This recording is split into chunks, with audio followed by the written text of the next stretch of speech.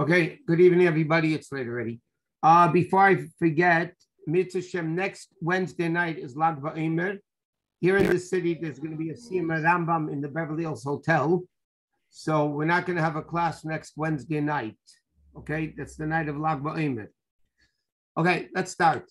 Okay, we finished basically those dinim of halacha. I was asked by a few people that we should learn dinim that apply a lot in the kitchen. I know we learned it between Mincha Marav with the men, but it's still very important dinim.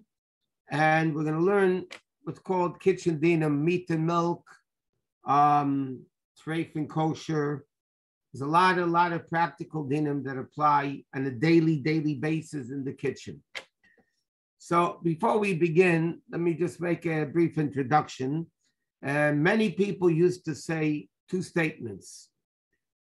Any kitchen that doesn't have shilas, any kitchen that doesn't need to call it up with a shilah is a non-kosher kitchen, because it's inevitable that you don't have questions coming up in the kitchen. You cut this with that, you did this and stirred this with that. I mean, so if there's never questions in the kitchen, that means you basically have a non-kosher kitchen. And secondly, which is a little bit sharper, this is a statement that a lot of great people said. Any kitchen that's not clean, you can assume it's very questionable if it's kosher. Because in order to keep a kosher kitchen, the kitchen needs to be clean and organized in a way that things don't get mixed up. That's an introduction. So before we get into the actual issues with, questions that come up in the kitchen, I want to give, so to speak, an introduction to the laws of meat and milk in general. Because by understanding these laws, then we'll understand the reasoning of the halachos when the shilas come up. It says, how do we know you're not allowed to have meat and milk together? So the Torah says the same identical pasuk 3 times. You're not allowed to cook a goat in its mother's milk. And the Torah says that 3 times, the same pasuk. Do not cook a goat in its mother's milk. The Gemara learns out, why does it say 3 times? It teaches us 3 different laws. Number 1, you're not allowed to cook meat and milk, even if you're not eating it. If you're just cooking meat and milk, you're transgressing a negative commandment of the biblical negative commandment of the Torah. Secondly, you're not allowed to eat meat and milk together, even if you didn't cook it. Thirdly, that meat and milk is not only forbidden to eat, it's forbidden to benefit from. Non-kosher food like bacon and chazer and things like that are not meat and milk together, you're not allowed to eat. But there's no sin cooking them, and there's no sin benefiting from them. You're allowed to benefit from pigskin. You can have a football that's called pigskin. You can have a pigskin belt. Meat and milk, because the Torah says it 3 times, meaning you can't cook it, you can't eat it, and you can't benefit from it. But the fact that the Torah says, that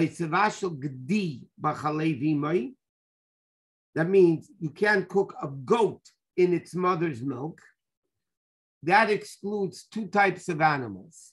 Number 1, chicken, because chicken's mother doesn't have milk. So therefore, chicken and milk is only rabbinically forbidden.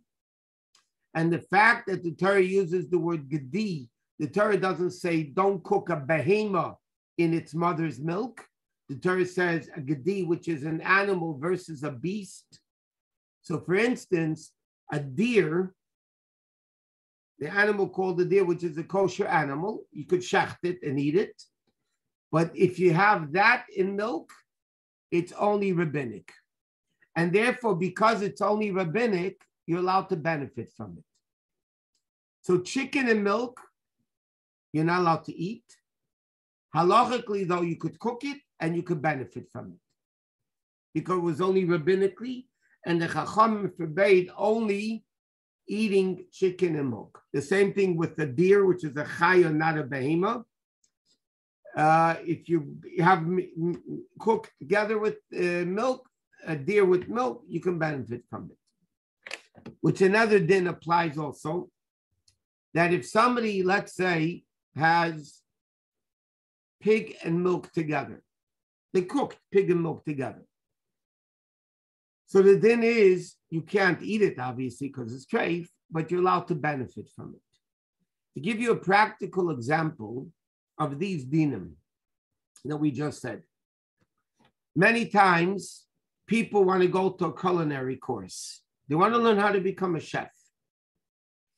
Unless if you go to a kosher program, a frum program, you're not allowed to go to culinary school. Why not? Because in culinary school, when they're teaching you how to cook, they're using meat and milk together. And you can't even cook it, even though you're not going to eat it. Or if somebody is looking for a job, many times, especially girls, they need a place to sleep, and they need so they board by an old elderly couple, and they cook for them and they give them food.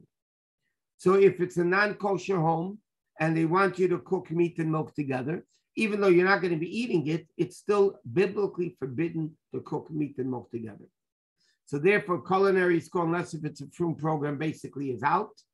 Working for people that are not frum and cooking meat and milk together, you can't benefit from it, and you can't even cook it. Another practical din, if somebody has a pet, a dog, cat, if you look at the dog food and the cat food, a lot of time, if you read the ingredients, there's milk and there's meat. Now, if you feed your dog meat and milk together, you're benefiting from it because you're feeding your dog. So therefore, you can't, by the way, meat and milk, anything that's forbidden to benefit from, you can't even give it as a gift to a non-Jew. Let's say by mistake, you mixed meat and milk together in your kitchen and you can't eat it. You're not allowed to give it to your non-Jewish worker. Why? Because when you give a gift, you're benefiting of a relationship. Anything which is forbidden to benefit from, whatever it may be, you're not allowed to give even to a non-Jewish person. To a Jew for sure not, because you're causing them to eat treif. So many times, dog food, cat food, if you look at the ingredients, has meat and milk together. Now, halachically, meat and milk together are forbidden to benefit from if it's meat of a kosher animal. In other words, if you have, let's say, beef, not pig, beef from a cow, whatever, even though it's treif because you didn't shecht it, that in milk is forbidden to benefit from. But if you have, let's say, treifa meat, let's say for argument's sake, you have in your dog food, you have pig meat or camel meat, horse meat, whatever, together with milk, then you are allowed to benefit from it. For a lot of halachic reasons, we're not able to go into it now. So bottom line is, the din of basar v'cholav, meat and milk, you can't cook it, you're not allowed to eat it, and you're not allowed to benefit from it. Therefore, okay, now, why is meat and milk, why do you have to be more careful about meat and milk? The answer is because normally two positives don't make a negative. Meat is kosher, milk is kosher, yet together it's not kosher. So people have to be more careful with it. And therefore, there's certain things the Chachamim said you're not allowed to do. Okay? Now, when you're talking about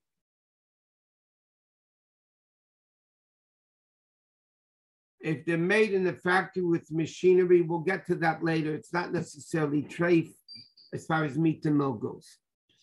Okay, let's get on with this a little bit. Now, what's very important, okay, I'm going to go to some other dinim first about meat and milk, and then we're going to come back to those dinim. Now, because meat and milk are both kosher, and people are accustomed to eating both of them, the Chachamim were stricter in certain aspects of meat and milk than they are with other non-kosher things. For instance, you're not allowed to eat at the same table where there's meat, you're not allowed to eat milk. For instance, if there's one tablecloth, okay, no placemats, just one tablecloth, and you're eating meat, you're not allowed to eat milk at that table. Milk, you're not allowed to eat meat at that table. Now, what happens if you have a cafeteria where you have friends sitting next to each other, and this guy brought a cheese sandwich and this guy brought a salami sandwich? According to halacha, because you know each other and we're afraid you might, share something with one another, not realizing what you're doing. So therefore, you need to have separate placemats or separate napkin or in a bag, something to show, to remind you that you shouldn't come to meat and milk together. Unless if the table is very big and two people, friends, are sitting in opposite ends, that even if they both stick out their hands, they will not touch each other, that's okay. Because then you're going to have to get up to take the food from each other. And by then you'll realize that you're not allowed to do what you did. But otherwise, you're not allowed to, unless if you eat two separate placemats or something like that. Another thing the Chachamim said, which is forbidden, you shouldn't have meat and milk. Let's say a piece of meat and a piece of cheese. If there's no bags, you shouldn't have meat and milk touching each other, even though it's cold, because it might be wet and then it transfers, and, things like that. Another din that the Chacham said, because we have to be careful with meat and milk, you're not allowed to bake halachic bread or dairy bread. You are not allowed to bake bread with milk in it. Why? Because bread is normally something that people eat together with milk and they eat together with meat. And so what's going to happen? You're going to have a piece of bread and somebody's going to think it's pareve, because most of the time bread is pareve, and they're going to take it with their meat mill and they'll eat the milchik, the dairy bread. So therefore the Chacham said you can't you're not allowed to make bread that's dairy or meat.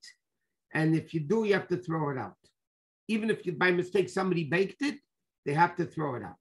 The only case when it's allowed is if you bake it in a completely different style. A completely different shape. But that only helps before you cook it, before you bake it. If you baked it and then you change the shape, it's too late. Okay, so basically people should not be baking dairy bread or halachic bread. That means with schmalt or with chicken or gravy put into the whatever. You can't make, and there are people that make dairy breads, by the way, but you're not allowed to bake. You're not allowed to bake it, and if you have it, you're not allowed to eat it. Now, if you have a cloth that you have milk on it, you can't eat meat on the same tablecloth because there's residue of the meat and the milk. But if you washed it between them,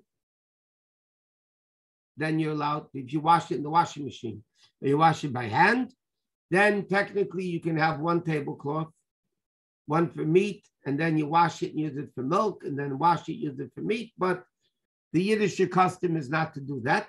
The Yiddish custom is to have, let's say, dairy tablecloths and meat tablecloths.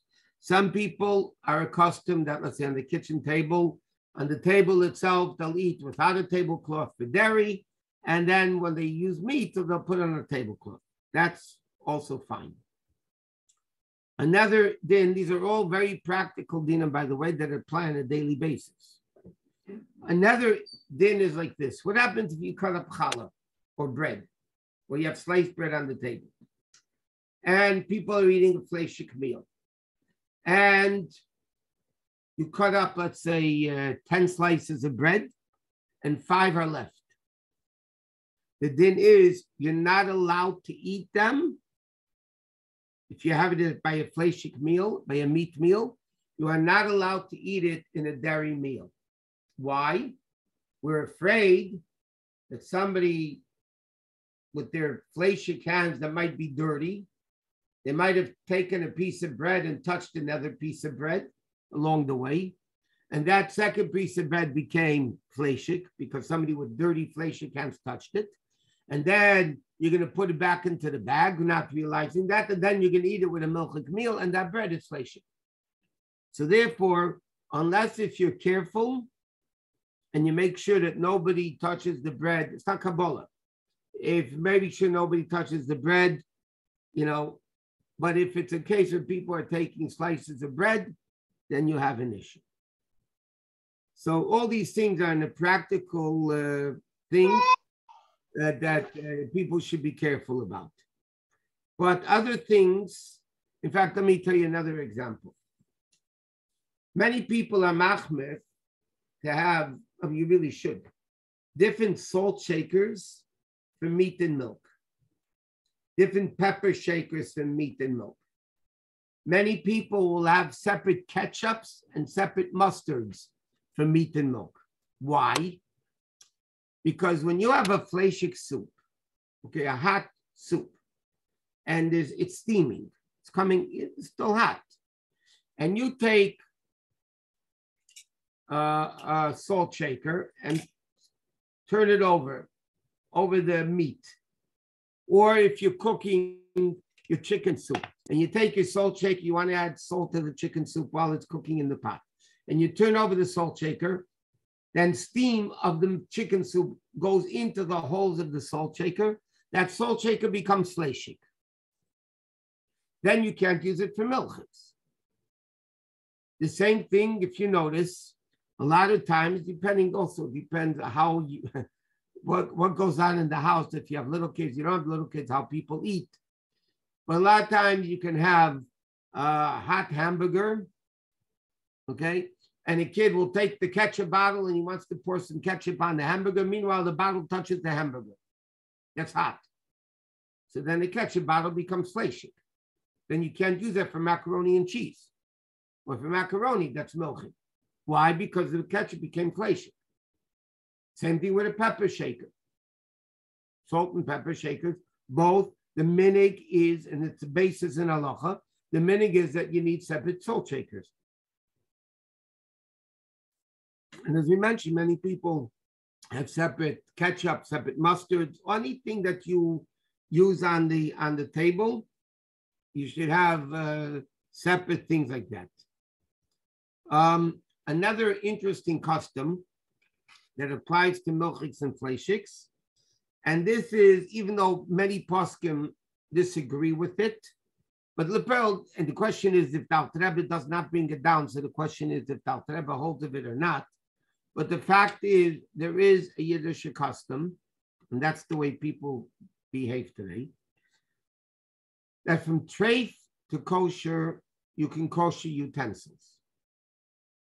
There is a Yiddish minig that if something became fleishik, you don't kosher it for milchiks. If something's milchiks and you want to make it fleishiks, you don't kosher it for fleishiks.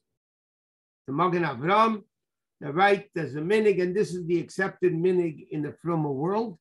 You don't kosher from milchiks to fleishiks.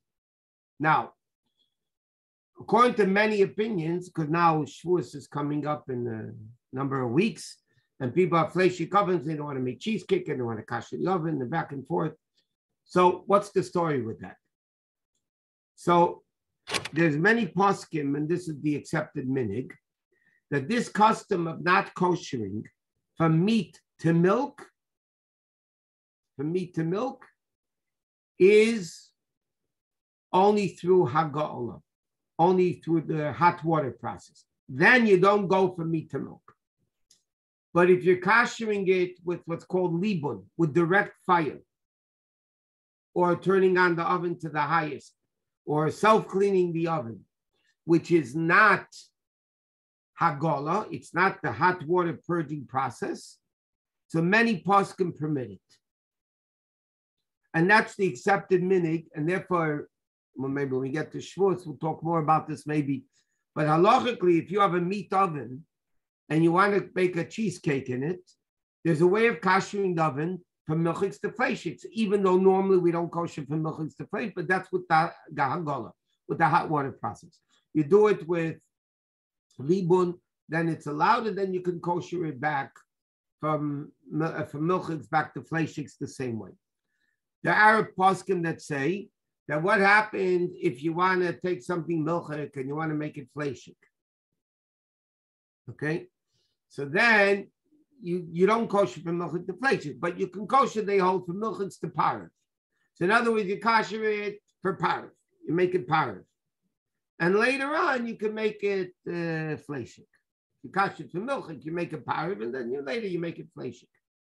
If somebody's koshering already because something became treif, or you're koshering for Pesach, because you're koshering it for another reason anyway, so then once you kosher it, you can make it whatever you want.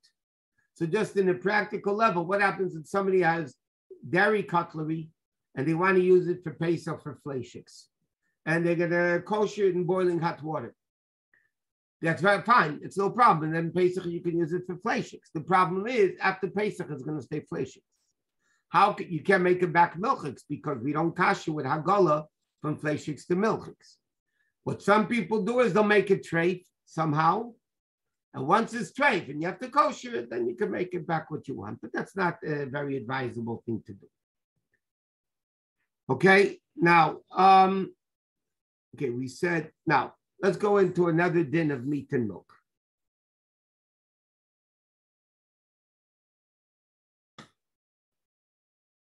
How long do you have to wait between meat and milk and meat? So the Gemara says you cannot eat meat and milk in the same meal.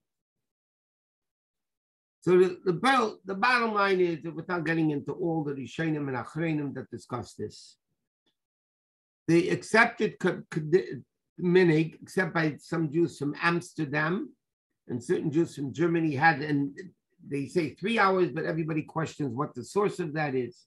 The custom is from meat to milk, you wait 6 hours.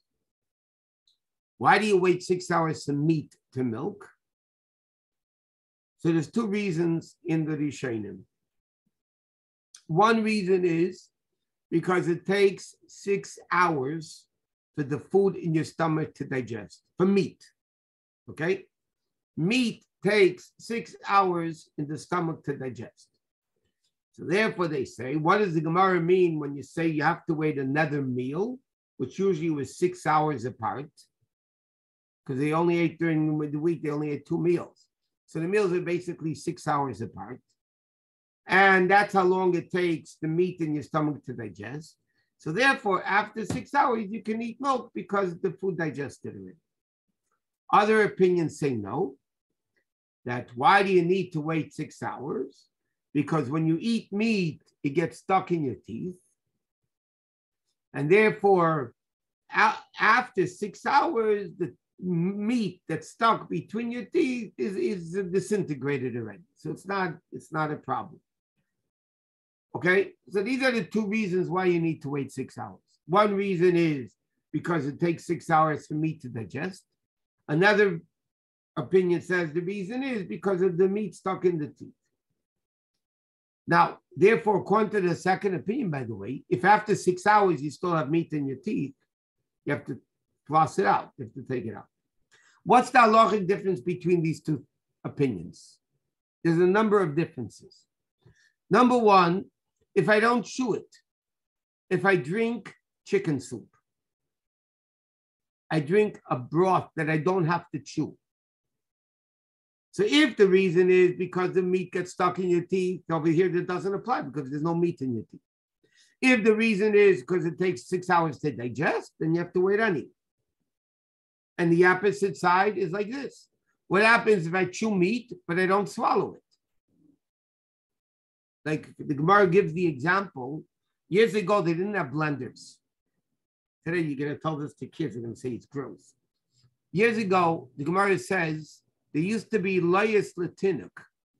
How did babies couldn't eat big pieces of food? and they didn't have blenders. So what did they do? The Gemara says the mothers, usually it was the mothers, would chew the meat and, so to speak, grind it up, and then they gave it to the kid to eat. So what did the mother do? She chewed the meat, but she didn't swallow it. So then, if the reason is because of the digestive system, then she didn't digest anything, so she wouldn't have to wait 6 hours. If the reason is because of the meat stuck in between the teeth, so then you have to wait 6 hours. So you have different reasons. Therefore, what does Shulchan Aruch say the halacha is? We're machmer like both opinions. You need to wait 6 hours. Healthy people I'm talking about. Healthy people, you have to wait 6 hours between meat and milk. Plus, there's a few more criteria to this. It cannot be in the same meal. It cannot be in the same meal, and I'll explain in a minute what that means. And secondly, you have to rinse your mouth between the meat and the milk and eat something. That cleans the mouth. You have to drink and eat something between the meat and the milk, for instance. And well, by dairy, okay, let's keep with the meat. For instance, what does that mean? What happens? You started a Shabbos meal, okay? It's a big party, whatever. And you ate meat at 2 o'clock, but the party's still going on. Party's still going on. Everybody's sitting there, yakety, nobody benched that, nothing. It comes 8 o'clock. It's already 6 hours since the last time you ate meat. You still cannot eat milchiks. You need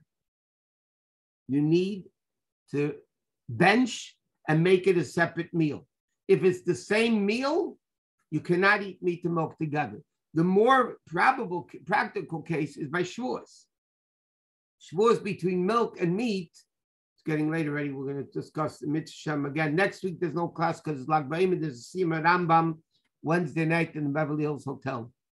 But another thing is that if you're going to have a dairy meal and then a meat meal, you actually need to make a bracha achrena. You need to eat something and to drink something in between the meat and the milk.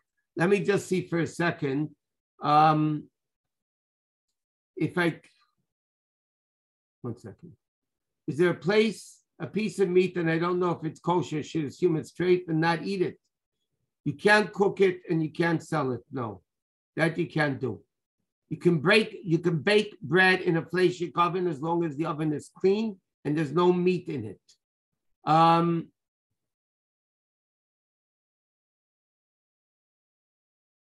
Okay, with made in factory, that's not for now. We're going to discuss that at a different time.